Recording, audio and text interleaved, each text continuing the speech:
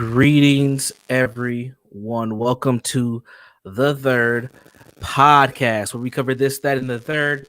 I'm one of your co-hosts, Brandon Jones, and I'm joined by my two lovely co-hosts, Kai Marie and our man Ron. What's up, people? How y'all doing today? What's happening? What's happening? What's up, Kai? What's up? I'm doing good. I know it's a crazy episode tonight. I mean, it's only been 2 weeks, and of course, we got a whole lot to talk about, and a lot of it has to do with our favorite topic, the I don't even want to call it a war, just the sexual nature of black male and black females is on display yet again, and this time we've seen several double standards when it comes to sex, and we're gonna dive into that conversation. We're gonna talk about our man, the Celtics suspended coach. We're going to talk a little bit about Jada. We're going to talk about Miss Cross as well. So we're going to dive in to these topics for today's podcast. So go ahead, Kai. I'll let you lead us off from here. Sure. So first, we're going to start off with talking about the outreach now that the Democrats are saying that they need, especially in Georgia, to get Stacey Abrams elected. So there's been close attention to how Black men are starting to vote. Are they still involved with the political process? So we'll be talking a little bit about that, and listen to an interview that on what's her name? Tiffany Cross, where she had Roland Martin on there and a number of other political pundits talking about what they have to do to get Black men to vote. So Stacey Abrams will be able to win. Then, of course, we're going to be talking about what's going on with Celtics coach, and also talking about Jada Pinkett. And you'll see how all of this, everything that we're talking about right now, it may seem like it's not all connected, but it most definitely is. And then we're going to end with kind of where do we go from here? So now that we have identified some of the issues that we're seeing in our community, what are some next steps that we can do to begin to bring some resolution?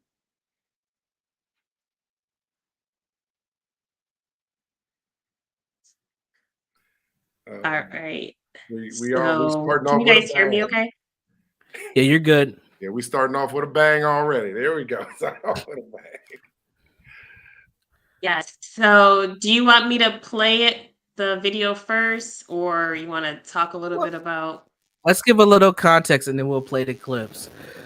So some people may not be familiar with Tiffany Cross. She has a show on MSNBC called The Cross Connection.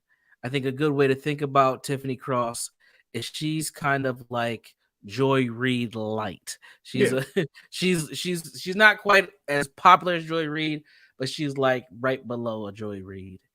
And then we got a Cross clip that happened a little over 2 years ago now, almost 3 years ago. Yeah. Ice Cube, where Ice Cube showed up on Fox Soul on one of those panels that's trying to be like The View.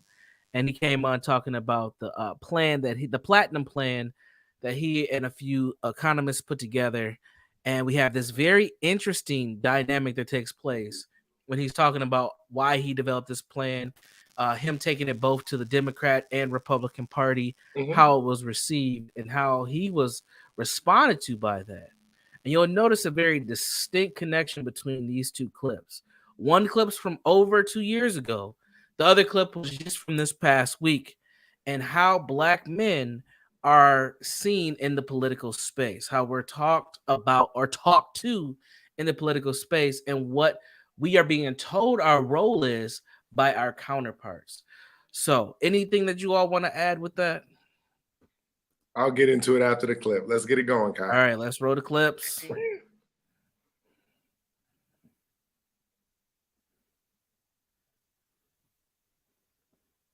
I know we're getting into it, but shout out. But you know what? I'm objective. Tiffany, I like some of the stuff that Tiffany has said before and had on the broadcast. I did not like this. But once I started to see who was there, I kind of figured out why I wasn't going to like it in the first place. So that's just giving a little context to everybody. The objective perspective. Yeah, absolutely. Yeah. Talk to Black men in the middle of September, elections November. I called it. They should have been doing this in January after Biden got inaugurated to build up a program so when elections come, now you properly prep. Yeah. And invest in Black media, brother. We know that. Black-owned media, not media. Black-targeted. Black-owned media. Absolutely. Cliff, listen, I think Roland made a really legitimate point here. I will say, you know, a lot of Black men sometimes feel like they're ignored or they're put down, particularly sometimes even by Black women in the media. So this is not that. But I do hear Roland's point that felt ignored. But you feel ignored, and then you go over to the other side. The oppressed feel oppressed. So then you go and try to align with the oppressor. So I'm not putting Black men down, but sometimes it's like, well, some of you Kevin Samuels following Tariq Nasheed quoting people, please look at the truth and see what's happening and get in line with some of the Black women. Is majority, like he said, vote Democrat, but that margin of people who can be plucked away from your people and go advance policies that harm your people, I just don't understand that. Yeah, and you've got three things that wind up happening. And first, let me shout out, you know, as Roland mentioned, his Alpha Phi Alpha shirt. You know, we've got a program where we reach out to Divine Nine, and AFI has been one of the organizations that was most aggressive at getting involved, like answering the call and reaching out to Black men to mobilize voters back in 20 and 21, and we expect to do the same this year. But you know, to your question, you see 2 or 3 different possible responses when you've got this issue about Black men and to what extent we feel ignored and to what extent the candidates in the party are addressing our issues. One is that we just stay home, right, which is what you were kind of talking about. The other is that we actually come out and we vote for the opponent who we know isn't doing us any good, right? In this case, that would be voting for Kemp. But there's this other option, and that's what some of these polls are getting at, is that you see some that are like, oh yeah, I'm gonna come out, I'm gonna vote for Warnock. But in that gubernatorial race, oh, I'm not really feeling Stacey Abrams or Kemp, right? And some of them will be honest. I've been in conversations with men, and some of it is who. Where to start? So the first thing, I'll start a little bit because I'm being objective. So the first thing I would like to ask Tiffany is, for all those Kevin Samuels guys. So I love how it's propositioned of who Black men we should not listen to. Tiffany, I got you, 1000%. What Black women should we not listen to? Because that is never brought up. And Kai, it can't just be Candace Owens, because that's the to me that's the only one that exists. That's the only one. Don't listen to Candace. She's out there cooning or doing whatever she's doing. But we Black men, we have this long list. I like to be objective. There's no way possible on this planet, Tiffany, that everybody should be listening to every single thing a Democrat has said. I have even talked to staunch Democrats that have come to that come to Jesus moment, Brandon, that had to admit Barack Obama, God bless him, but was not the best possible candidate. They said it publicly. A lot of those people have said it publicly. So this kind of rhetoric and this kind of positioning and talking, and specifically with Roland, and God bless Roland, but we all know that Roland is still paid for by the Democratic brass. I brought this up numerous occasions, but people have to remember Barack Obama was he received the most capital from any candidate on the history of U.S. voting when he won in those 2 elections. Nobody ever made more money than him that it came through from corporations and things of that nature. It was Barack Obama. Mm-hmm. So in this market and what we're doing, this rhetoric is not effective. They're never talking about plans. They're always setting us up like, if you don't vote, you are the reason that we are losing. But the other part is the oppressor comment. Mm-hmm. And I'm going to Mr. Fuller, and then I'm shutting up. If you do not understand racism, white supremacy, what it is and how it works, everything else you think you understand will only confuse you. That comment that she made is pure confusion. That's exactly what that is. Because she didn't even come from an objective standpoint to say, listen, the Democratic Party, we understand affecting Black men, because those are their other talking points. Let's be real. They love to talk about Black men getting in jail and being locked up. But for some reason, Joe Biden and the crime bill and all that stuff doesn't get brought up in these conversations when we're talking about voting for the oppressor. It only works if you're voting for the candidate. You see what I'm saying? It only works if you're voting for the candidate that I want you to vote for. And so there's no objective conversation. Even if they put a caveat in it and said, listen, we understand the Democrat and the Republican Party both have issues. We know that they're probably not looking out for the best interests of Black Americans. The problem is, we all know they wouldn't be on that program if they said that. Right. And that's the problem. And so for us as a community, because as a group, we have to learn how to be objective and have objective conversations, but also realize that these conversations that they are having on public media, which we do not control, is not going to be constructive, period. Right. Yeah, I totally agree. They're not going to try to get to the root cause of issues. They're just basically going to repeat whatever the Democrats want them to repeat. And that's shaming Black people, and this clip shaming Black men into voting for the Democratic Party, just using shaming language.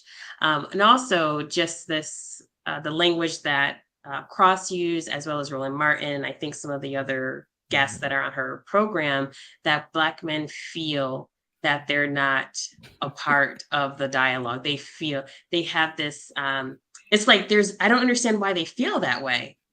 I mean, why do they feel that they're being ignored? And we had a whole campaign for the past few campaigns now on the presidential, during a presidential election, where it's been Black women are the backbone of the Democratic Party, the importance of Black women, getting Black women to the polls. When the folks that are kind of on mainstream news, when they're asked, well, what is it that the Black community needs? Well, the Black community needs a Black vice president. I mean, it's just totally out of touch and not looking at the policies that we need to help change our condition. We talk so much about the homeless issue in our community. We talked about the housing crisis, food shortages, food deserts in our community. But these pundits came on national television and said, all we need is a Black vice president. And now Black men are saying, listen, no, we're not just going to go out and vote for the Democrats. We're thinking through this and saying, if I vote for you, what am I getting in exchange? Which is the proper way to think when you are engaging in the political process. And they're being told, no, why are you doing that? You just need to align yourself with Black women. Well, when we did that, what did we get? A Black vice president who says, I'm not going to do anything specific for your community. This is so backwards. Is she Black? I mean, first of all, we gotta. It depends on the day. Is she wearing Chucks on that day? Is she wearing Chucks? She Black on the Chucks. I am still wondering, where did all the Chucks and pearls go? I'm still confused. My mom, she still got some Chucks, man. And she got her pearls too, because that was like my mom is AKA all day. Shout out to Gail. Oh yeah, she was tapping and everything. Yeah. Oh my goodness. Yeah. Souls to the pole. Souls to the pole. Oh man, not souls to the poles. Oh man. Yeah, and we had the strippers. I mean, when it comes to politics and Black America, I think we get insulted way too often. And I think the insult is covered by the blue checks and the well-to-do Black folks, the alphas, as he says here, the fraternities and sorority sisters, and the folks like myself who have all the fancy degrees. We just allow the insults to just fly and be a part of our political discourse without having thinking people. I mean, they all talked about feelings. Nobody talked about thinking or logic at all. And if you're using feelings to direct your politics, you're already starting in the wrong direction. And that's why this is why some Black men, not even all of us, but some Black men have become very quote unquote politically dangerous and are quote unquote getting away from the Democratic Party because they're actually thinking about what policies and procedures line up with the things that I need to get done in my life so I can have a better life. It's a thinking piece. And a lot of those policies and procedures actually do land on a more conservative side of the political aisle.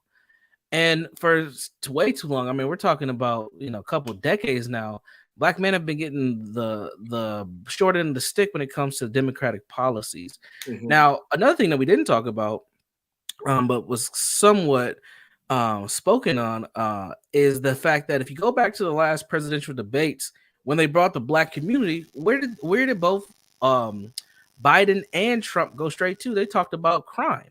They talked about the crime bill. All That we was their all we response. gonna do is shoot you. We just gonna shoot you, and the girls are just gonna have babies. And we got single mothers and convicts. That's what I we mean, are. but if you look at the news, I mean, we've just fallen right in line with that too, though. I mean, the crime's out of control everywhere. I'm sure some of y'all just seen what happened in the Wawa up in New York where they were walling out. I mean, it's mostly, and I mean, I don't want to say mostly, it is 99% Black youth doing all this stuff out here. Mhm. Nobody wants to be honest and say it because it doesn't make us feel good. But that's what it is, and we can't keep this letting this go by. If we're gonna have an honest conversation, which we don't want to, because we can't be objective. Because if we're objective, we have to look at what the Democrats have done or not done and have kept us in this bubble. We can't keep moving forward like this. And I think that there's a segment of Black men, and she called out that segment, the Black men who are online, who are dictating a different narrative than what has happened, who may have come across a Tariq Nasheed and now are talking more correctly about racism, or may have come across a Kevin Samuels and are talking a little bit more directly about how to be a quote unquote high value man or just relationships. And we know that red pill thinking is logical thinking. Now, there's a lot of toxicity in there, a lot of trauma, but at the end of the day, it is waking up a particular segment of our people to think different politically. And yes, the Black conservatives are growing en masse because right now what the Democrats are offering, especially the Black men, is really a bunch of simp stuff. Nobody wants to be in those types of positions where we have our handouts and our heads down all the time. Another thing that I found interesting is that, and all three of us engage in that we engage in that content that's put out. Let's be very, very clear. Kevin and Tariq or whoever she's talking about, there are lots of Black women that listen to that content. It ain't just brothers out there. And so that's always a very interesting nuance, as if 99% of sisters are not listening to. No, there are Black women that are engaging in this content and actually think about some of those ideals. The other thing I want to make sure we touch on is obviously the presidential campaigns are extremely important, but your local elections are even more important. The priority cannot always be on Black women. If we are functioning as a group, economics, and here's the reason why I bring this up. As a community, quote unquote, and I don't really believe in it, but as a quote unquote community, we have to understand historically and today that monetary policy and what the government has done has a very large outcome on what happens to Black people economically, policies and different things that they push. What baffles me is that many men and many women don't understand that even the new academic, and Brandon knows where I'm going, even the new academic segment of Black women that are getting all these degrees and things of that nature, kudos to them. That's monetary policy. A lot of that has to do with pushing those agendas, pushing those programs. What Black men are saying is that if you have advanced from these monetary policies that the government has given and the government is putting and instituting, why is it so difficult? Do you just think that Black men can't get their together and we're just going to go out there and shoot somebody, or that we can actually benefit from some of these same monetary policies? You didn't just get there based on hard work. That's not how this is working. That's monetary, not what Brandon. But that's the problem, Brandon. It's like telling people who classify themselves as white that when the GI Bill and all that stuff came out in the 40s and 50s, that it really didn't happen. No, they benefited from monetary policy, own real estate. They're not. I don't hear anybody saying that that's not true. But all of a sudden, you guys just work really, really hard, and Negroes and brothers are just sitting around here can't get right, and that's why we're in the position that we're in. Policy drives all this. As a group, you'd be very surprised. And I'm going to give a shout out to Barack. Green Gorilla talked about this the other day. I'm going to give a quick shout out to Barack, and I'm going to go to Kai. Barack did try to put my brother's keeper in. That was specifically aimed for black boys. And what did they do with that? Brad, you better get up out of here with all that nonsense. What did they do with that? So there are policies, but as a group, everybody does better as a group when black men and black women are flourishing. Two things can be true, but it can't just be you're doing great and these brothers just can't get their stuff together, because that's the narrative. Every time these pundits come on TV, y'all, this is literally what it sounds like, is that the women are just running around here and brothers can't get right. But they are. And as a group, that's not true when we look at the economic numbers. Anyway, I could talk forever. But you have to factor in the culture. And Kai, I'll let you get in. Sorry, I didn't mean to hop in front of you. Black women are catching up. They are getting a lot of degrees, but also we have to talk about where are those degrees leading to. Just because you got a college education doesn't mean that you're financially putting yourself ahead of anybody, because you could just be getting a degree and a little bit of nothing and having a whole lot of debt. So, black women are being afforded a lot of opportunities, and black men are not. And black men are not organizing themselves economically. We talked about that. To be a factor. And this is being pushed by folks who are like what we're showing the video clips on, because they're channeling this narrative. And currently the current culture is you cannot speak against women. So you have to champion the black girl magic idea and concept, even if it's a fallacy, even if it's a false idea, because if you don't, that means that you are hating black women, quote unquote, that you are not allowing, that you're trying to hold them back, because our current culture is so toxic that black men and black women are pitted against each other. Right. You're right. In theory, if we work better together, it would work. And that's what a lot of the Democrats and Republicans thought when they put these policies in place. But what ends up happening, and I know this because I'm in these circles locally, is that they never factor in where the current culture is. They didn't understand that black women and black men had this divide. They just thought in the 90s, let the welfare recipients, if we can give them these Pell Grants and these other economic opportunities to get these college degrees, it will help the family. Not understand that the family was already, I don't want to say tainted. There was already a divide between black men and black women. Black women took that as a sign of empowerment, not as a sign of upliftment of the family, because already, even in the 90s, they had this mentality that they are the black family. Go ahead, Kai. Yeah, no, I agree with what you're saying. And I think two things I just wanted to raise is that this whole thing of, and I don't know if this is going to ruffle feathers or not, but it will. This whole thing of ruffle them. So this whole thing about black women is black girl magic, and I'm not saying this because I don't believe that black women that they have a special place in the black community and their voices don't matter. So I'm not trying to come across as that. I think it's important for us to be an active participant in our community. However, I think that there definitely has to be a balance. And what I saw that was concerning, and I'm going to go to the Women Key and kind of tie it together. It was concerning to me that a movie that came out, and I did not watch the movie, but I have done research on the movie and then a little bit of background about the main character. And it's concerning to me that the need to feel, I guess, empowered or to show that we can rule, we can almost like we don't need black men is kind of that energy that was coming through from the film and also folks that had watched it. It's that we would celebrate a movie that, to the extent, even though the person that we're celebrating was involved with being involved with the flesh trade of trading our ancestors. And to me, that's deeply concerning that we would need our ego stroked that much. We would need to be, held in this esteem so much that we would celebrate ones that were heavily involved in the flesh trade. And I'm having a trouble wrapping my head around, how did we get to that point?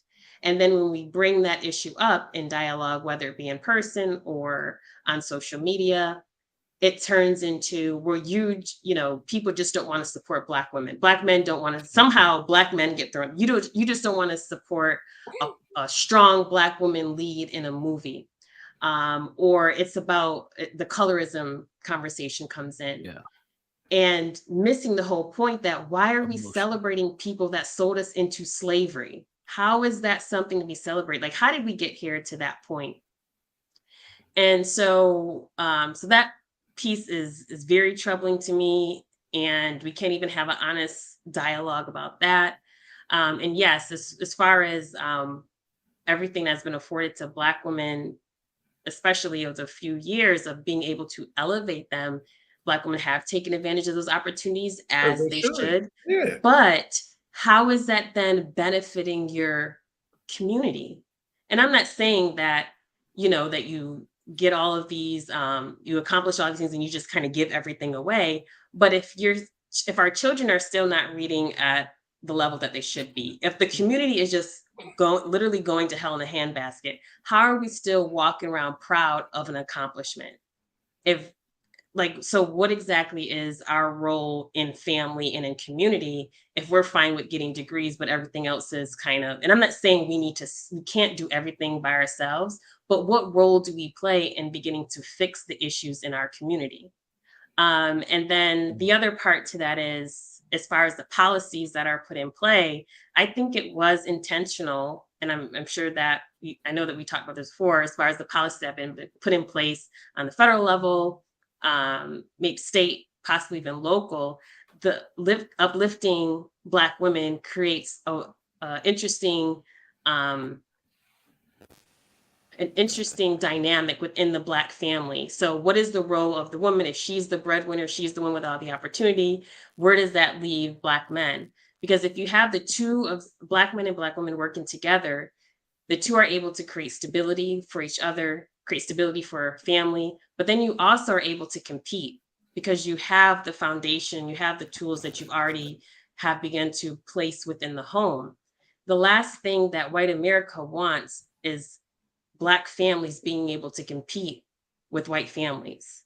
And so when you kind of create all of these issues within, we can't work together. So we're not able to compete. So we're just individuals out here trying to make it work. Kai, I would even say to your last point, and I know Brandon and I talked about this before, but I'd even say to your last point, I don't even think they're worried about us anymore because they see the dysfunction every single day. They're like, this is a can't get right generation of people. And the energy, we talked about this, the energy that we as a culture put into entertainment. Put in entertainment. We're going to talk about sports. We're gonna have some heavy, unfortunate conversations as we're talking about Black women. We're gonna get in on some Black men with this discipline and this nonsense that we have to, as a culture. We in each matter of fact, just in our individual families, everything you said was correct. The boys, the girls, I talk to teachers every single day. People are talking about Black girl magic, Black boy joy, and kids are on like below reading level in some of these places, in a lot of these places.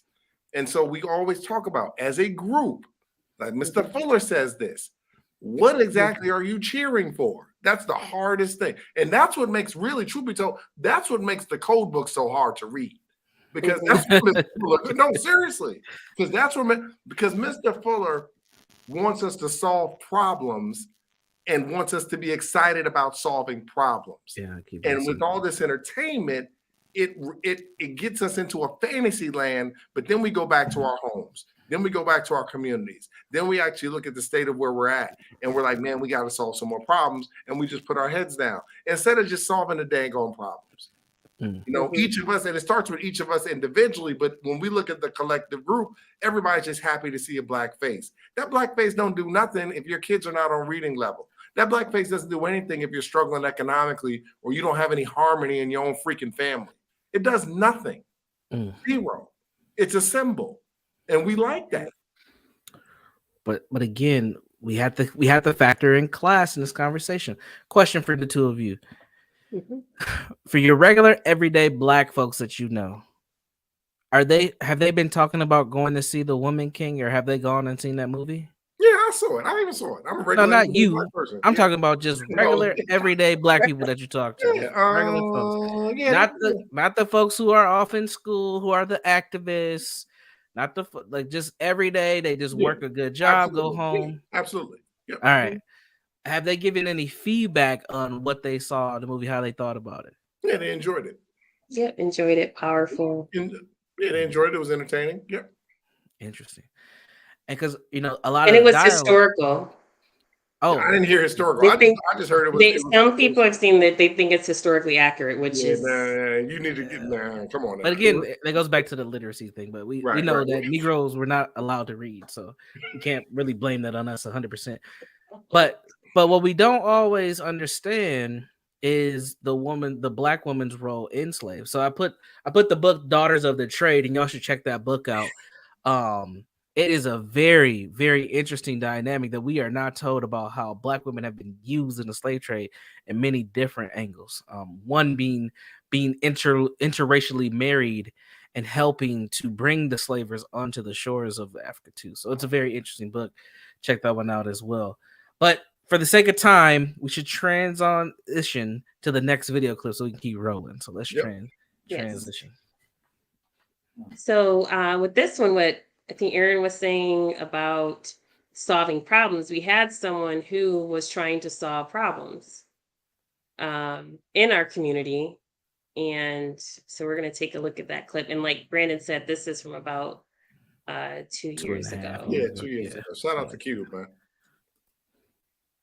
With the cocktails with the queens. And there's a reason for that. It wasn't to have you defend or not defend Donald Trump. It was about, I care about what's in this contract with Black America for women. And it's not, we're not mentioned at all in the contract with Black America. And you are mentioned. I mean, when you mention black people, you mentioning black women. So don't count yourself out. No, that's not true. That's like administration said that when they black people is not black women. Black women are not included in black people. No, yeah, but that's like that's like you saying. That's like when the president says minorities, then he's including black people. But we all know that's not the case. Black women have specific needs that are not also being met, and we also feel that there should be some things that are specific to us and our plight as well. And I understand that. I feel like as a black man, you can lead. No, I feel like I just offered y'all to write a section up for it. I just said I don't mind if you guys help us. If you guys help us write a section. No, I've been open to all kind of experts in putting this together. It wasn't just me. We dealt with experts in all fields of this contract with Black America. So we're willing to deal with experts in the section when it comes to women. So that's no problem. Okay, I'll help you write it. I'll help you write it. Say you do get the money. How soon do you think your plan is going to go into effect? When will we start seeing the benefits? I'm not getting 1 quarter. Okay, this is something he's promising to the country, and he's gonna have to implement it in a way he feel that can fit. Okay, but can I just ask though, what would you see this plan doing for the first year for us if he's reelected?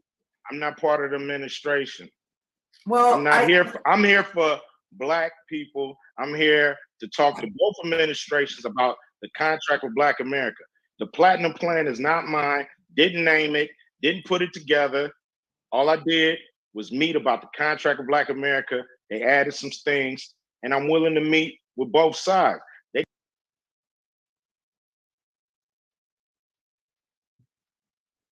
We all just gonna be quiet.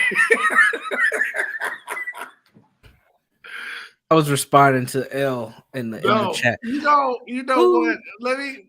So this is what I was talking. So this goes back into the beginning, God, of what I was saying about somebody approaching this subject with logic, and that's why I like Ice Cube. He's like, listen, because to me, this is what Ice Cube is really expressing. Anybody that's watching Fox Soul or watch this program, I kind of want you to just use this perspective. We are in this system. These two administrations are controlling a lot of this system. We can't take the system down immediately. However, we're going to advocate to them because we're citizens of the United States. Y'all tell me if I'm wrong. We are going to advocate to attempt to get some level of benefit from each of these particular parties. I don't know how in the world that listening to that those young ladies could start to eat. You see what I'm saying, Brandon? How he's saying I went to both parties asking for this is the contract I'd like to make. And then that it's politically immature. Vivica Fox, God bless you. It's politically immature. Kai, talk about politics. Y'all get the money. How quick we gonna get the money? Is this like an EBT card? Are we doing PPP loans? Well, come on, that's y'all. all we know. That's all we know. This is on national television. This is it's Fox. This Brandon. I've been on Fox. It's Kai. It ain't serious. Kai, so that's how I've never seen anything like this. I've watched this before. I watched this before, and it just gets worse every time I watch it. The body language, the attitude. I mean, Vivica, the attitude that she had opening up before Ice Cube even said anything. It was like she didn't even want to be there. It was almost like forced her to be on this episode with Ice Cube to talk about this topic. And my thing is like, how can you come to the table and have a conversation as Black men and Black women if that's the energy? There was no space created to have a dialogue. Yeah. And it was all I feel we cannot operate out of a space of feeling and emotion. When we gonna get the Brandon? When we gonna get the money? Brandon, when we gonna get the money? Hey, she sound like, you know, and when did one of my old girlfriends waiting on that check to hit that direct deposit, man. What'd you say, Kai? And then apparently Black women have left the community. No. They haven't left. Women. See, Kai, you keep thinking holistically. You're such a traditional woman. You have to understand they are the community now. Like that's the mindset. They haven't left the community. We have walked out of the door. It's them and the children that they take care of. Our role in the community is to protect them when they want us to, which is when we don't show up and then they say, who's going to protect Black women and provide that D? That is it. Or send them on trips. Those is it. They don't want us for nothing else. They don't need us for anything else. So community has been redefined for this new modern woman. And it's funny seeing these women. And I laugh when Aaron's like, these young women, them women are older than you, bruh. They are not young, but they already have this mentality, right? Just like she said, no. Saying Black community and Black women is not the same thing. Just like when they say minorities and Black people, what is she talking about? Can you believe she said that? That was crazy. Yes. But again, at this point, yes, I can believe she said. But again, this is what happens when you don't have people who can be objective. 1, 2, when you have your entertainers leading your dialogue, because they only know a specific way of life, which is entertain. I don't want to say they only know that, but most of them follow a specific profession. It's just like any other person. You know, somebody's been a plumber for 25 years or an engineer or a pilot or a nurse. They think in that kind of frame a lot, even outside of the job. So these entertainers, that's what they think. We got to get all we can. Like, just like Vivica Fox, when that check gonna hit, what you gonna give me? It's like, what are you talking about? And then Ice Cube has the sense enough to say that's not how it works. And she argues with him on that. It's like, damn. So this is what we're dealing with. And I keep sounding the horn and I keep saying we got to watch out. It's the educated ones among us who are carrying this narrative and they're keeping this mindset. And they are the blue checks on Twitter, Instagram, and Facebook. They are the ones who are writing these books. I sent y'all that book earlier in the private chat. They are the one who are getting these talking spaces. And these are the ones pushing this. And those are supposed to be our social engineers, pseudo leaders in our community. And that's their mindset. Right. They are moving us into a area of destruction when it comes to quote unquote community, and they think that they are creating community, but what they're really doing is just immersing us into other groups. My fear, and I've said this on plenty different shows and things that I've been on, I don't think we're going to have a Black community in the next 20 years or so. It might not even be that long. I think we're just going to get washed into the rest of America. And I think that suits America better. But right now, we're so, due to trauma and dysfunction, we're so out of whack that they don't even know what to do with us. Like half of them, they're trying to assimilate. The other half, they're just trying to get a hold on, a grip, because we wilding out. And it's a crazy dynamic that's going on. But I'll shut up. No, before we go to the next segment, Kyle, I appreciate you posting that. But I think something that was really wasn't highlighted is that Ice Cube actually did negotiate a contract for the Super Bowl, and 25% of the Super Bowl at whatever the location is, I believe it's going to be this year in 2023. 25% of the vendors and the businesses with the contractors, everything in that nature, is going to be specifically Black businesses. It was Black businesses. So Cube is he gets it to an extent, and I know he kind of gets it to an extent because he was addressing both parties. Because he's like, okay, who's gonna do what they say they're gonna do? Who's gonna give the people something tangible? Because I realize that neither one of you really has us in mind.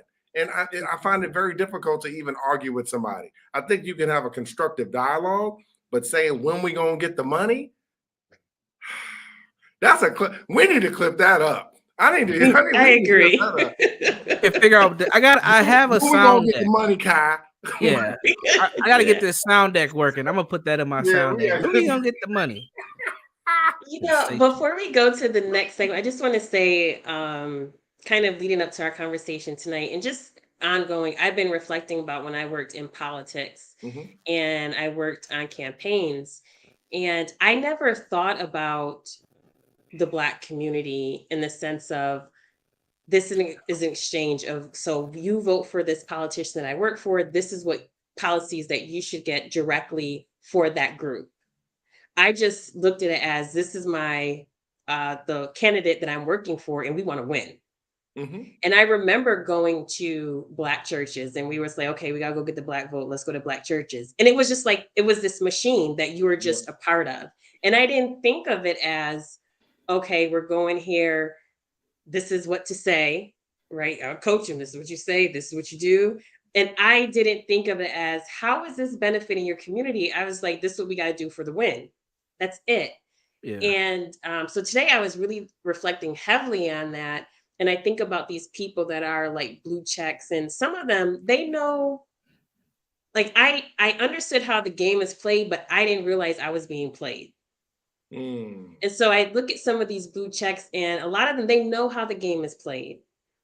And some of them, I'm wondering, do you realize that you are being played as well? Or do you think because you're on MSNBC, because you're on CNN, because you get invited to these exclusive parties and you get to interview whoever, do you think that you've been set apart? Because truth be told, I thought I was set apart, right? Because I had a political career. I was able to go to certain events, and I'm like consciously, subconsciously, did I think that I was like the others? So that's real conversations that I've had to have with myself after stepping away from politics and being, and then really understanding how the political game works. And to the people that are blue checks or in the political space, you're just focused on getting the win. And we're not seeing, how is that win, what is that win costing your whole community? Right. And is it worth it? And some people may think it's worth it. Facts. I'll give y'all a quick story before we go. So my dad, shout out to the Rev. My dad was a pastor at a church for 28 years in Queens, New York. And when Bill was running, I think it might have been, it was the second run when old shout out to Bill. Bill Clinton was running second run. Came in the church, Kai, kissing babies, kente cloth, clapping it up. So then after service, my dad said, hey, we're going to have a panel, and we're going to have some questions being asked, some real constructive questions, economics, programs, crime, initiatives. Man, Bill slipped out of that joint so quick. Bill. He was like, it was good to see y'all. It was good to see you. Thanks for coming out. God bless you. Good night. Because Yes. listen, when it comes to being constructive, my father will never, he said, Aaron, that's when he said, that's the banana in the tailpipe. But he said, that's what I know. We've got some community people here that have some serious questions because my dad's church was a good mix of mid-level to high-level Black professionals. Right. So they're asking constructive questions. You ain't just gonna come in here and somebody gonna give you a check. Yeah, we know where the money is being spent. We want to know about initiatives, community, economics, infrastructure, unions, all that stuff. Man, Bill and the crew rolled out of there, and that's how we have to. That's how we have to view professional politics. Yeah, like Kai said, if that dude's gonna scoot out of that church or scoot out of your neighborhood, he needs to know he can't come back. Exactly. And we have a hard time. That might mean a candidate loses. That might mean that you see what I'm saying? We've got to understand that and just be a little bit more creative if we're going to engage in a political process at all. So kudos to Kai for putting us on to these politics. I love talking about it. All right, let's roll the next clip because we said that like 15, 20 minutes ago. Blame it on Brandon. Yeah. So, do we want to jump into, let's get right to it. Let's get right to it. We didn't even get into Uma. Yeah, let's get to it. Man, we might have to do another episode, man. Yeah, we're gonna need a part. So I was as I go to the next slide, I watched Dr. T. Hassan Johnson. He did an episode talking about kind of like the whole Stacey Abrams thing. And he talked about, which I didn't realize, that Stacey Abrams put a plan together for Black men, which I can put in the chat. It's basically for everybody, and she slapped Black on it. But I'll put it in the chat for everybody to take a look as we go to the next episode. Shout out to Stacey. Oh boy. All right. So this is kind of leading up to the Celtics coach. What's been going on with him? So Aaron, do you want to go highlight that first or talk about the? Yeah, I want to get it. So before I talk about him specifically, because that could be another hour show, but I want to, the way this is being positioned in the media, and that's the one thing to where I don't always agree with some of these media pundits like Stephen A. and some of these guys out here, but I do agree with the level of attention that this is getting because it's an NBA coach. And maybe there's something something really isn't going on in the sports world. I don't believe that when you're in full NFL season. NFL season. Yeah, this is NFL season. Yeah. But let me just explain to some of y'all real quick.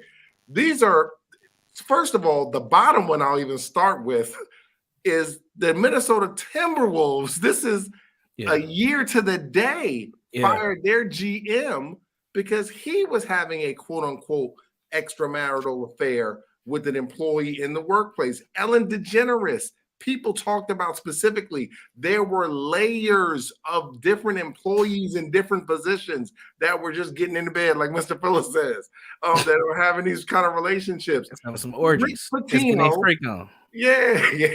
Shout out to Rick Pitino, former Celtics legend. So now you got another Celtic, like he wasn't really a legend. He was a piss poor coach, let's be clear. Rick Pitino, this dude was messing with, I think, like the lawn guy that worked for the Louisville or something like that. He was messing with his wife, got her pregnant. Then they tried to extort him. The reason why I'm bringing it up is I'm not even bringing this up to bring up the demographics of who they are. This is common workplace environment. This stuff happens all the time. This dude, Steve Phillips might be the GOAT of all bad behavior. Let's be clear. Wasn't he doing coke in his office at one point? Okay, so listen. So let's be clear. Let's be clear. Steve Phillips, that's where Stephen A. was coming from. Steve Phillips was fired from the Mets, right? In like the late 2000s, in the mid 2000s, for having a scandal. He then went over to ESPN and did the same exact thing. Yeah. This is commonplace in these environments. So that's why everybody is, just for myself, I'm looking at the Ime Udoka, not with a side eye, but I'm just like, this is being broadcasted as something very, very different. as if this is not something that happens. And we're talking about people that are in very high net worth and high income positions. This stuff is happening at UPS with Sheila and Raheem in the back. At the call center. This is happening in the daggone call center. Okay. And so I just want people to put this into context that this stuff is happening. It's happening at your job right now. And everybody just has to humanize it a little bit. Now, this is America. I want to, but I want to go into. We got a clip of Ime. BC is right, but Ime. So many men and women, unfortunately, are very familiar with what this guy just did to his family, specifically in Black America, and I was not only was I disappointed, but the fact is that he embarrassed his family. And I like to look at his career, and I'm familiar. You know, everybody is not perfect or anything in that nature. I'm pretty familiar with not only what he did, but some of us men have been in some of those circumstances before. You worked your butt off to get to where you are. You're a professional athlete. You were in the G League. You played overseas. You were an assistant coach. And Brandon and I did an episode on this last year. Yeah, and you just blew probably your whole career. I don't care what people are saying about he could get it back. You ruined your name because your name don't mean nothing anymore. Your kids are embarrassed. Your lady, the organization you work for, and everyone around you because you didn't have any discipline. And that's what this really comes down to. And this is something we don't talk about as Black men, because if we get real about it as Black men, Brandon, this is something that happens way too frequently. It could be a trauma response. It could be like a discipline. It can be all of those things. Right. But Shaq even talked about it because Shaq said, look, I was a serial cheater. I can't even throw rocks at him. He said, because I'm very familiar. Most of these environments are extremely toxic. And Ime poses another problem because this is happening rampant. Lack of honesty, lack of integrity. People are sitting there saying it's nonsense. Oh, he cheated on Nia. It ain't got to be Nia. It could be it could be anybody. Her beauty don't have nothing to do with or her status. Or her status. But I'm just saying just think about it, and I want you guys to go. But I want people to, as a man, I want you to think about something. All you have is your name. That's all you have. I can't imagine, and I've been through it. I can't imagine my children waking up and you go right to YouTube and you see your dad. And they're not talking about the fact that your dad was a first-year coach and just led a team and was two wins away from winning a championship. They're talking about that you might have 2 women allegedly pregnant in the Celtics organization because you didn't have no discipline. Just think about that. Just analyze that for your family. I'm done. I think at some point we should do a show on sex and sports, because this behavior, it is very commonplace in the arenas of sports. You know this. You got boys that play college ball. I lied and said I was on the Gophers football team for about a season and a half. They got me plenty. I was pushing P, man, back in 2004 or 5 off a lie and just knowing a couple football players. So I know how it goes down. I've seen things with my own eyes. And it happened, and it's always happened. And I think it's even worse now. I didn't go to school when we had Instagram and all that. I can only imagine what it's like to be an athlete. Oh my God, it's crazy. And I think that it just morphs when it gets into the professional realm, because now you got all this access. You have a lot of leisure time. When you're making $80,000 per game, you don't got a lot to do. So you got a lot of time on your hands. And when you're built like a dang god, you got that tall body, that body that all women lust for. Yeah, you are going to be sought out of. I mean, we can even throw Deshaun Watson in this area as well, because on him. Again, when you are a master of the universe physically and economically, and you are in like the 3% of men, if that, maybe 1% of men, you are sought after. And if you don't have that discipline, you will put your thing in anything. You'll be pushing P all around the place. And this is why we see so many athletes. Let's just talk about the black athletes. Yep. With so many different babies. Remember Antonio Cromartie? And remember that embarrassing Hard Knock episode when he couldn't even name all his damn children and they were all under like 6? Like, it was crazy. But this is what happens we already have sexual discipline issues within our culture, and we have a popularity of being able to just spread our seed all willy-nilly. I mean, people are willing to give us TV shows when we got 17 kids.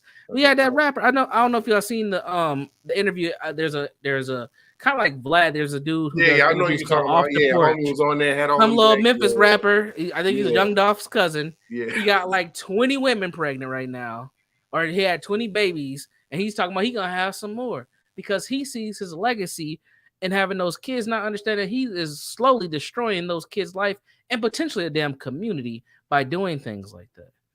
You don't understand how embarrassing it is for a lot of these young people to have a sibling in the same grade as them.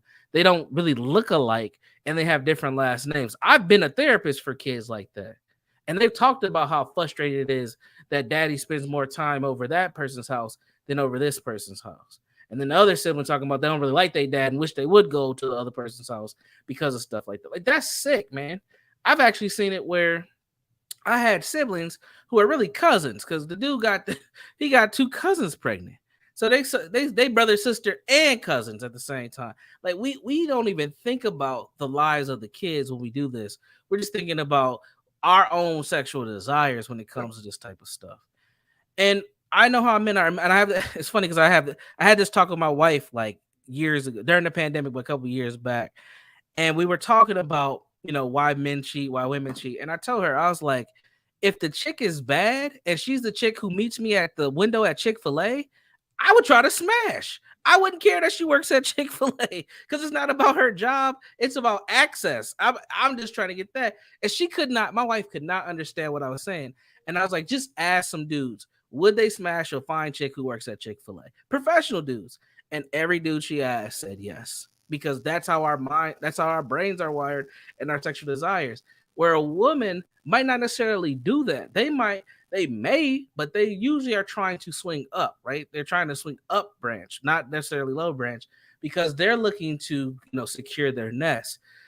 But again, when women are in these spaces and have access to these men, they'll get a taste. They'll try to figure it out too. So there's a lot of culpability in this whole thing. But man, it is crazy that this is so rampant in sports that no one ever pays attention to it. No, quick example, the Timberwolves VP. When he was hired, it was a huge big deal here. He was the first Latino VP. He came from Houston's system, and at that time, Houston had went to the playoffs like several times in a row. But when he had those allegations, man, he got swept out of here very silently. That might have been the only article written, and they might have covered it on the news, but you didn't hear nothing else about it at all. And it was funny because when you put it in the group chat, it reminded me. I'm like, oh yeah, that's what happened. I completely forgot about it. Brandon, he did the same thing. And I live here. Right. And he was a Latino dude, right? But this stuff happens in these professional spaces. So I'll let y'all dive into it now. Go ahead, Kyle. What you as a woman? I mean, extremely disappointing, embarrassing. I can only imagine what Nina Long is going through, what he's going through. How are you explaining this to your children? Because obviously, when they go to school or when they're interacting with friends, questions may get asked. And so how do you, I'm sure both of them want to shield and protect their kids, especially since they're celebrities. But now with this, how do you do that now with all of your business just being splattered across news cycles? And he's probably trying to figure out, oh my God, what do I do next? She's trying to figure out like what has happened to my relationship. I don't think they're married. I think they've been engaged for a while, if I'm not mistaken. Another episode. Yeah. So I feel for that. Like I hate to see, especially with members of our community going through something like this. But again, I think the importance is having discipline. Like he has a certain role. He worked hard to get there. You got to be smart. I mean, people are always coming for you when you're at the top, and you have to make sure that you are operating a level of discipline, self-awareness, and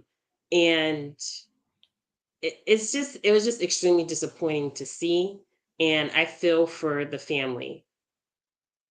I think that this goes back to Dr. Welsing's quote, and I think it's perfect, is that when adults play with sex, the joke is on the offspring. Mm. And she said it 10 million times, and it is 1,000% bulletproof. It is accurate. I think the other thing that's very interesting about this whole dynamic that I think Mr. Udoka is finding out is that when you are allegedly engaged in sexual activity with a white person on the job, you need to be very clear that you are going to be the one to fall on the sword. And the reason that I mentioned this is because when it was put out there that this was a consensual relationship, I was thinking to myself the same thing Brandon just was talking about with the case in Minnesota. Because I said, why would they want to make sure that people know that they were together and this wasn't a quote unquote harassment? But then, and I kind of get why they're not putting the woman's name out, but you can't not put her name out and then come back as the Celtics and say, man, what you guys did on social media. Listen, this is the era we're in. If you don't say a girl's name, every person, even journalists with integrity, guess what they're doing? Going to the Boston Celtic website and trying to figure out who these women are and put two and two together. That's the society we live in. So if you didn't fire him, which is also problematic because he's a black guy, let's be real. They could have said, listen, he was engaged in some foolishness. We're letting him go.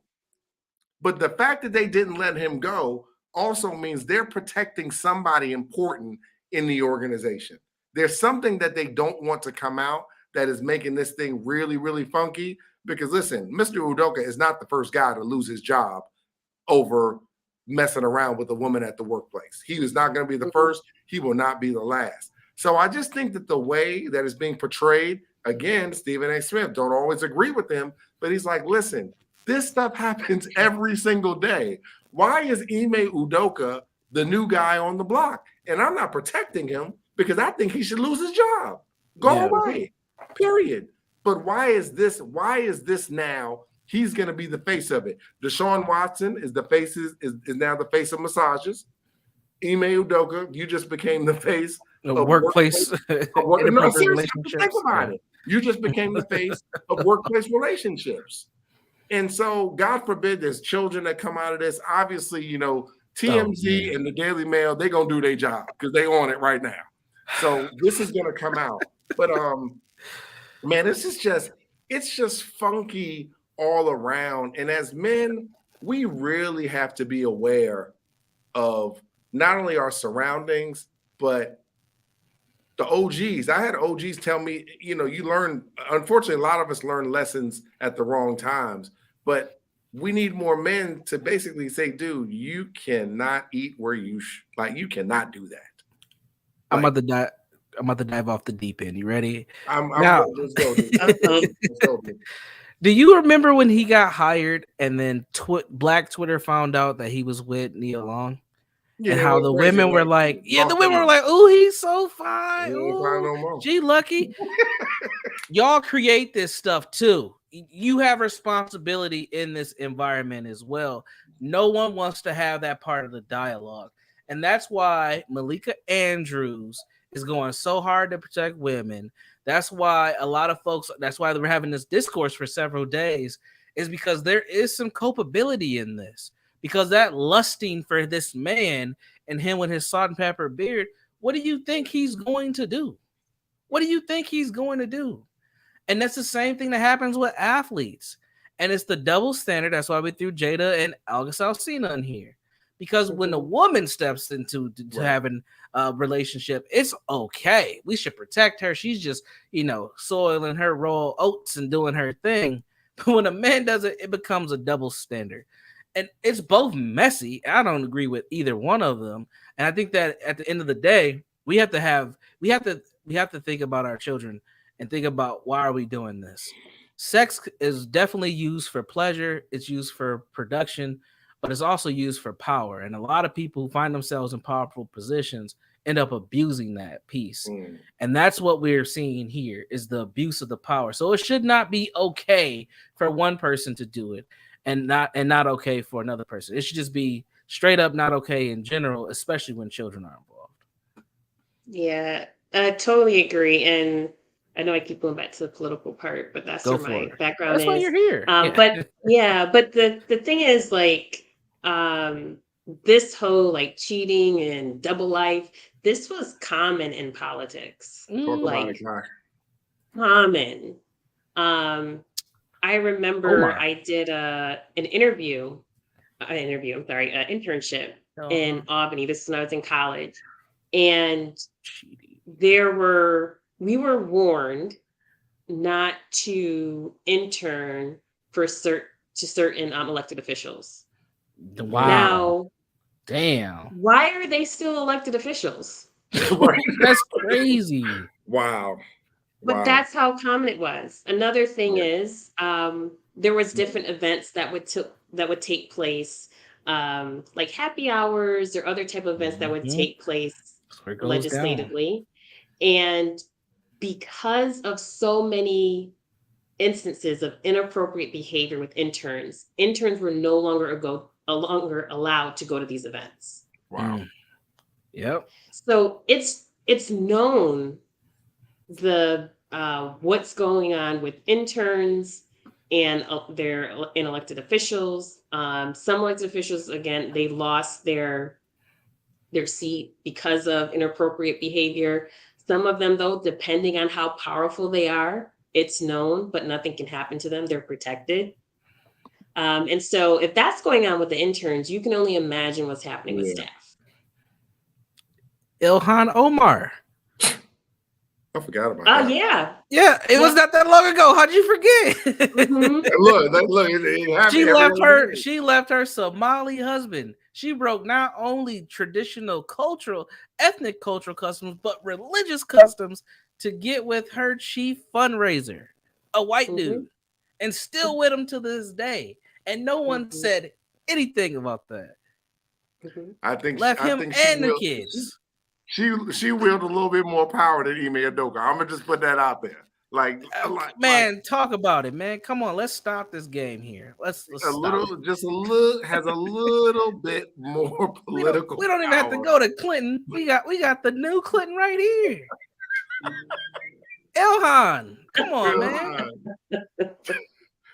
Yeah.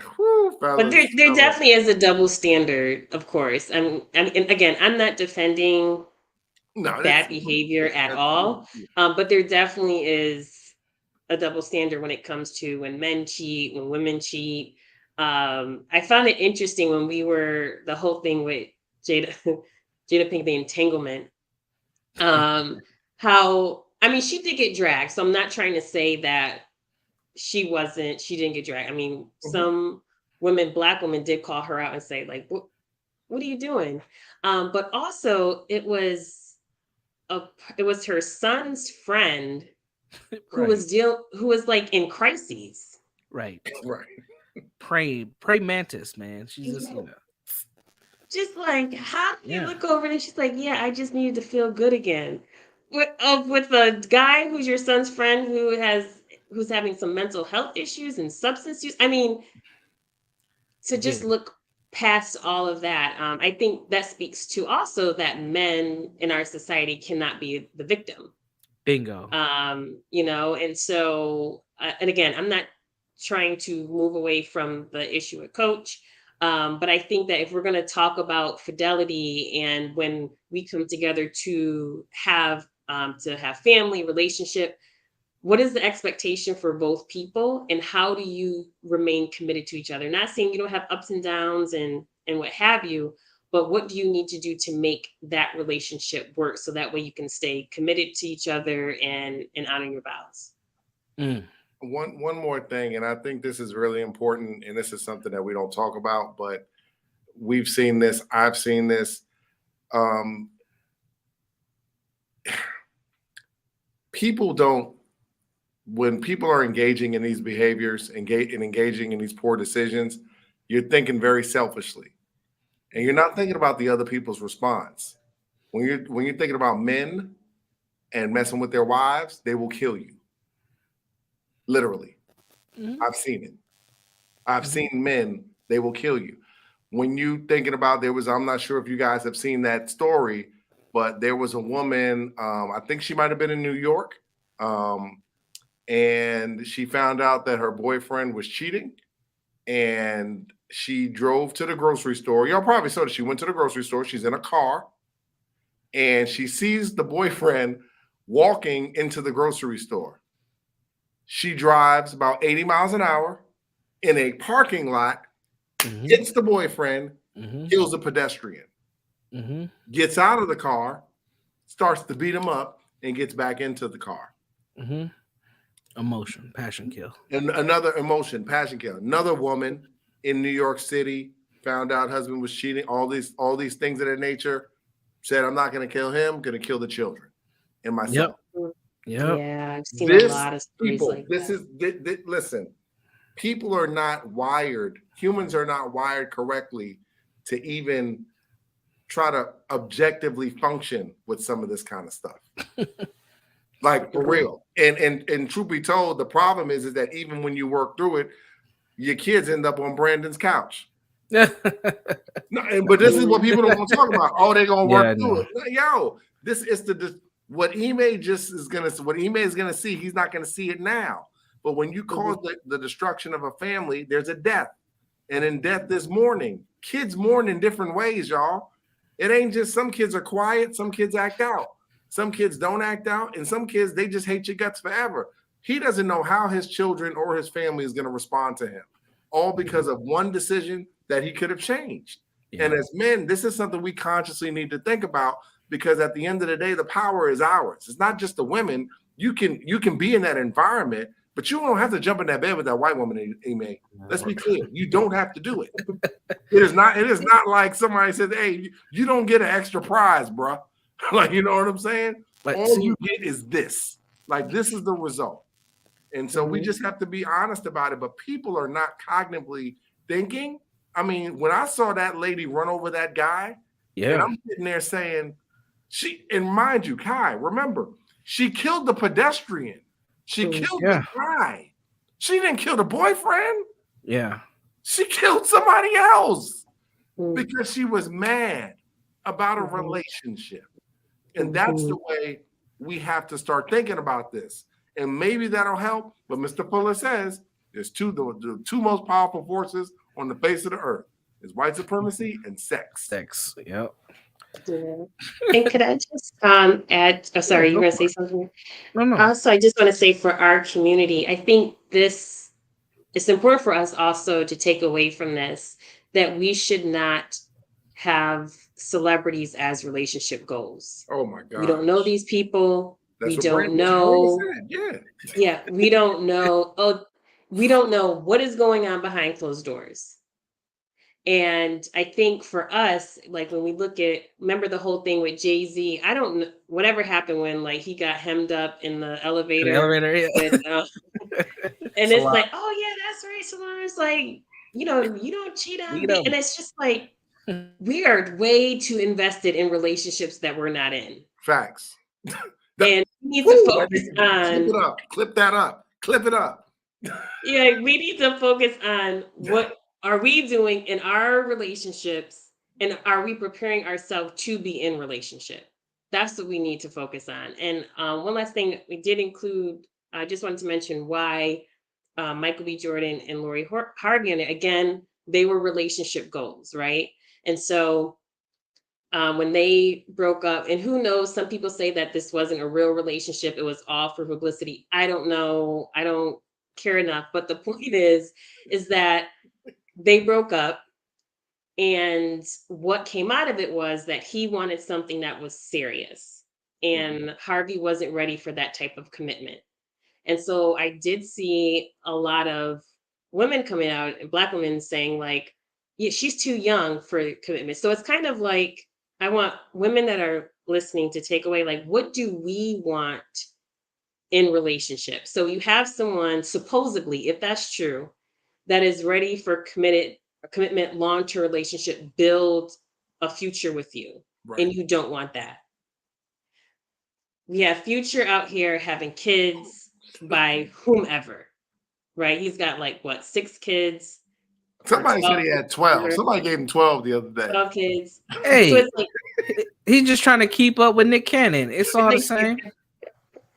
so like, what is it that we want? So I say that, not trying to move away from the conversation as far as cheating and infidelity, but number one, not to look at any celebrity as relationship goals, because we don't know what's true. We don't even know if people are just being put together to help build their career. But also when we have to be intentional when we're entering in relationship. Absolutely. What is it that you want? You don't want to go in any relationship and waste people's time. And then again, if you have children that are, if you do have children, you don't want to end up having, that may affect how they not only view mom and dad, but how they view relationships as they get older. So those are just odd things that I just wanted to say as we start to wind down, just to kind of think about, we have to really take relationships seriously. And I think Neely Fuller always says is we're very serious about not being serious. And that needs to come to an end, because it's just continuing the destruction of our community and our families. Absolutely. And I think one thing to add on to Lori Harvey, a couple years ago, they used to say relationship goals, couple goals, but now goals is just the person. And if you look at Lori Harvey's dating record, she's dated a lot of guys that women like.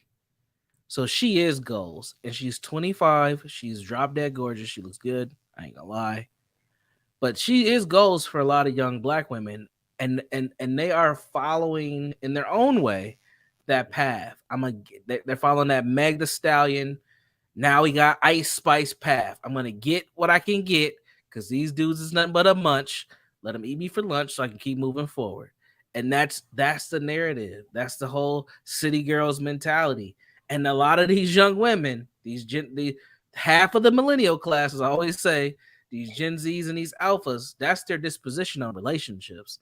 So families are in a very dangerous place. And I like to talk about focusing on kids, but we got a whole 2 generations that are like, we don't even want kids. We out here just trying to get it how we live. And that's a different type of angle, different type of space. So Lori Harvey, she's one of the leaders of the new schools when it comes to Black women. She's 25. She's a socialite. She ain't got an OnlyFans, so she's a safe person to point out. Right. But she's just one example of many of what these young women want to be like. Yeah, I agree. And the thing is too, I think that we think, and I guess maybe I'll say more for Black women, that this age that we are, whether maybe young, maybe like Lori Harvey, 20s, maybe even 30s, maybe even 40s, that you're able to move around and do what you want. Say that you're not in a committed relationship. So you're like, I can go do brunch and I can live the life that I want. I can travel and all of that. I don't need a partner. I don't need anybody to help me live the life that I want. But one thing that I remember Kevin Samuels talked about is the purpose of marriage. And it's not so much about submitting to a man and all that stuff. It's like, as you age and you get older, God forbid something happens to your health, who is going to be there to support you during those times? And I think what happens is you get so the dog. Hey, look, Shiloh. Wait, hold on, Kyle. So Brandon, women put the dog, and black men, you 57 years old, you putting your mom on as an emergency contact. It's embarrassing. You put your mom on there. Think about that. Like, oh, who your emergency contact? My mom's. Like 80, but she 82. She 82. Bro, what is I just think about that because, like, for example, my mom, she transitioned earlier this year, and I was her point of contact for everything, right? And who knew that COVID was going to happen? Who knew that our entire world get turned upside down. Right. And so I think for Black women, we need to start thinking more critically and logically. Like, you're not always going to be in your 20s. You're not always going to be in your 30s. And God forbid something happens to your health. And maybe you need to take medication. Maybe you need someone to take care of you. And coming from the space of health and wellness, I've seen people who don't have a caregiver, an advocate for them. Ooh, it's rough. You will get lost in the system. Yeah. And I don't think that we think about that. We think about the health that we have now and where we are now. But if something happens and changes that, who's going to be your healthcare advocate? Yep. Who's going to make sure that if you're in a facility that you're getting everything that you need? There are people out there in these facilities, in these nursing homes, and you don't always have to be an older adult to be in a nursing home. And so I just think that we need to start thinking that, marriage is more than just having a good time, having fun, but it's also a person that you're building with, and that you guys hopefully will age together to help support each other. So that way as you get older, if you need something, if you need that advocate, you need someone to support you during those difficult times that you have that, and vice versa. So not just looking at someone as a utility, but that you are building something together. But it's very real out here for people that did not have anyone to help them during healthcare crises. And they're out here depending upon nursing staff who are overwhelmed, overworked. That's a good point. A lot of facilities, they're short staffed. So what happens to you if you are in that situation, if you do not have an advocate? One other thing, and Kai, I really appreciate that, because I'm a huge advocate for people getting into healthy relationships. I think the other dynamic, Brandon and Kai, that people don't realize with Nia and Ime, Nia is 52, I believe. That brother's 44. Oh, Ding, ding, ding, ding, ding, ding, bang. He is not. So there's almost a 10-year gap. And so the first thing my brain goes into is, how did this dynamic come together? I'm always fascinated by that kind of story, because it's like, you met homie, he might have been in his late 30s and you were in your mid 40s. He was in his mid 30s. Same way that Gabrielle Union scooped up D Wade.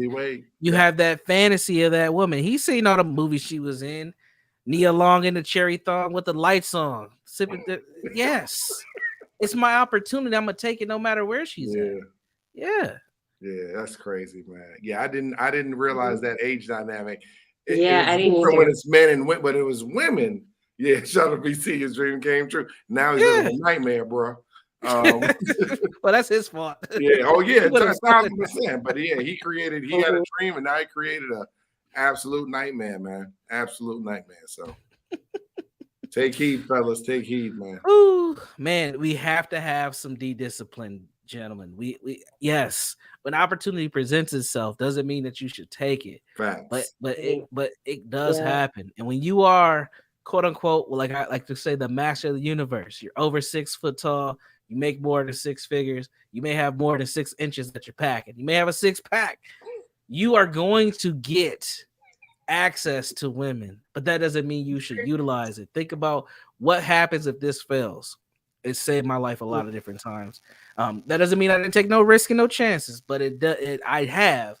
But at the same time, I was able to come out without any babies, any lawsuits, any negative reputations on me. But it was being very selective on who I decided to deal with to the best of my ability. And I think we have to practice that better. And Ume, I mean, he got caught. But guess what? There's somebody right now on some professional team risking it who's all, getting it on. Yeah, who's getting it on with somebody they probably shouldn't be, whether it's the nutritionist, or it's the massage person, or the kinesiologist specialist who's helping, loosen up those muscles, or the assistant coach. We are in a world where they're starting to bring more women into these traditionally masculine spaces. Yep. This is going to happen. And it's not only going to happen with women, because some of these people getting a freak on with other dudes too, but we ain't going to talk about that. So this is going to be a part of sports but it's how does it get put out? Who's getting targeted and why? And I think that this one got messy for reasons that we still don't know. There's some pieces missing to this one because it's weird. Like you said earlier, Aaron, why is he suspended for a year? Like that's a really weird suspension. Fire him. Just fire him. I don't know what's going. This is weird. He gets suspended for a year. Right. That's very odd. The Suns and Mercury owner for the WNBA folks, he gets suspended for a year, and he was doing all types of foul stuff too. It's like those two penalties don't even match up, but they both get suspended for a year. But he also had a fine to pay and stuff too. But it's just bizarre. I don't know.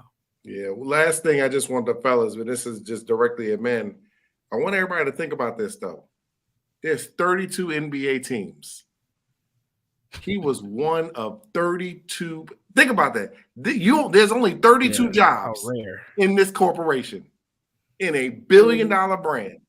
Think about that. Just put it in perspective. There's 32 teams. He was one out of 32. And it still didn't matter. For him, it still didn't matter. And that's what I'm saying. If he's thinking like that, you can't think like that with Keisha down at the plant. You can't think like that with Becky and your financial advisor. You can't. No, I'm serious. Like you can't. He's one of 32, and this is how it landed for him. One of 32. He was probably making $6-7 million a year. Done. Save yourself some troubles, gentlemen. Just fly him out. Go, just fly him out. But I have a quick question. I know we're like, okay, quick question. So again, I am not condoning any of this, but I do have a question. Yes, you are. Yeah, you are. You're about to. Yeah, you're about to. I really thought it picked me then. So this makes me think a little bit about, again, I'm going to bring up Kevin Samuels, and he's talking about, I don't know the whole thing about high value man. I'm not even going to pretend like I totally understand how that's defined, but I guess men with means who have a network, and maybe a certain stature.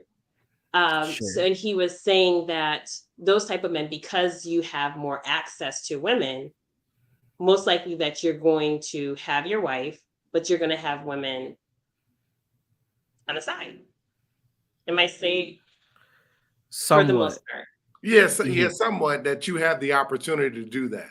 Right. Yes, Right. And so I think what he was saying, like, so if you're a woman and you're dating a man who's like that, that's something that you have to be aware of, that's something that may happen. Yep. He took it to a step further. He was saying you should just expect it. I don't necessarily agree with that, but that's what Kevin was saying. You should expect that that's an opportunity for him. Again, not condoning behavior, right? This is your wife. But it makes me think about this.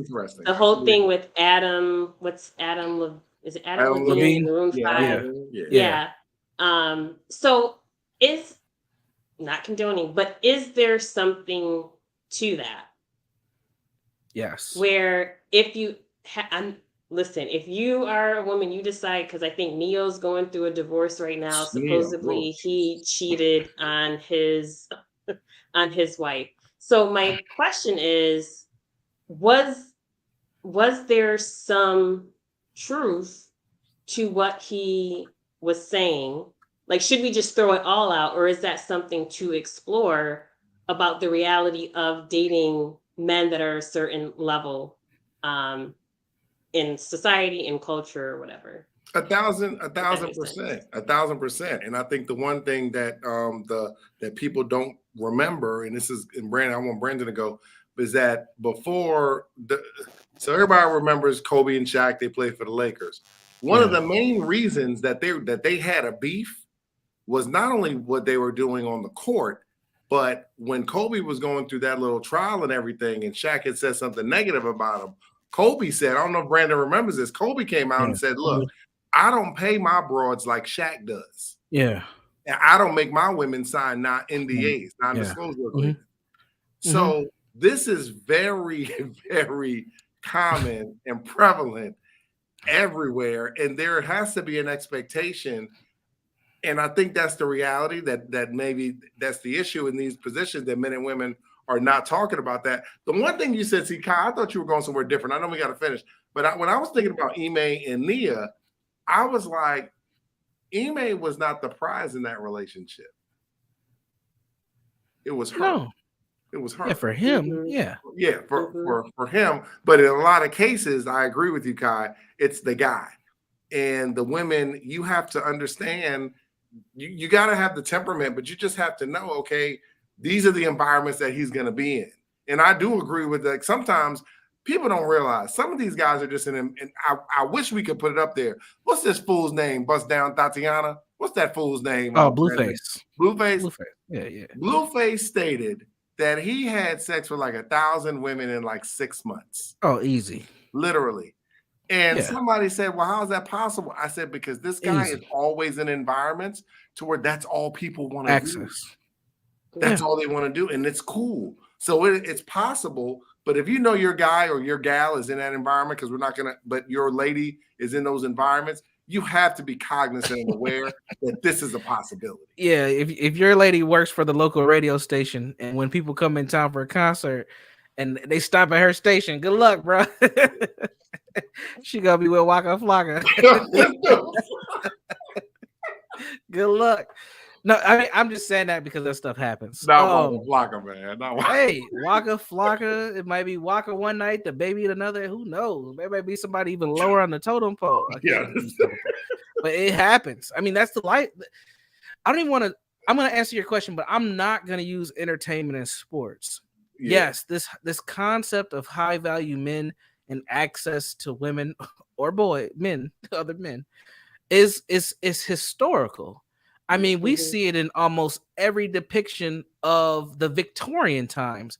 Whether you're watching Game of Thrones, House of Dragons right now, you read books from those times or whatever, you always see that the king has bastard children all over the lands. So, and those women know that there's a queen and that he has heirs and all that, but they don't care. And it's the appeal of men. It's the same thing. I'm executive. In my organization, I have to be very particular how I engage with women, because just a stipulation can lead to my downfall very quickly. Even if I say, you look really nice today, did you change your hair? That could lead, I can get sued for doing something. Brandon's trying to bust it wide open. Yeah. It's like, no, I'm just like, what? No, you just got on pink. So in my development as a leader, I have learned to never compliment anyone about anything unless it has to do with their performance. That's it. If it's how they look, if it's something that they did that's extracurricular, like, oh, you sell oils outside of work, that's amazing. I don't even say anything about that. I just keep it pushing, because I have to know that a man in my position of authority and power in that context leaves me liable for a lot of different things. But also I know that there might, I'm not saying in my organization, but I'll just be honest, there's been times where I've been approached by women, actually, who might not work for me, but they know where I am in my position in life, and they have let me know in one way or another that if I wanted it, I could have it. That happens, and it's the same thing you were talking about earlier, Kai, with these politicians. They have access. Why do you think they told the interns don't do that? Because they're easy prey, right? They're trying to move up the corporate ladder or the political ladder. And it's easy to pop off a little 25, 26-year-old intern, because, you can just send her down the way. And guess what? You can also make couple phone calls and have the next position for that person very easily. So with power comes great responsibility and access to sex. Absolutely. Yeah, this was great. This was a good episode. And don't be like Ime and I don't know if you should vote Democrat or not, but be objective in your political. Well, let's talk about this. Bill Clinton, Democrat. Elhan, Democrat. Ellen DeGeneres, Democrat. Maybe it's a Democrat thing. I'm gonna leave it there. I'm pretty sure Jada's a Democrat too. Definitely a liberal. Maybe it's a liberal thing. Thing. Hey man, liberals like to get their freak out. Have we not learned this? Have we not learned this? They definitely do. They definitely do. But everybody, this is just a American, not even American. This is a societal thing that we have. Yes. really And is. we just have to be smarter with our genitals, man. Our genitals will get you in vast trouble. So, yeah. Absolutely. All right. Any closing words from you all? We overtime. Yeah. No, I think this is a really good episode. It's good. I think the last one was heavy. So this one was, we talked about some serious topics, but I think we brought some light to it. So I thought it was really good.